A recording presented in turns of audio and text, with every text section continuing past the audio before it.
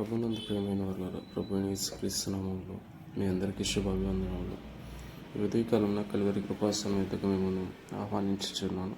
లేవియా కాండము 17వ అధ్యాయము 11వ వచనములో, రక్తము దేహమునకు ప్రాణము, మీ నిమిత్తం ప్రాయశ్చిత్తము చేయనట్లు బలిపీఠం మీద పోయేటకి దానిని మీకు ఇచ్చితిని. రక్తము దానిలో ఉన్న ప్రాణమును బట్టి ప్రాయశ్చిత్తము చేయను.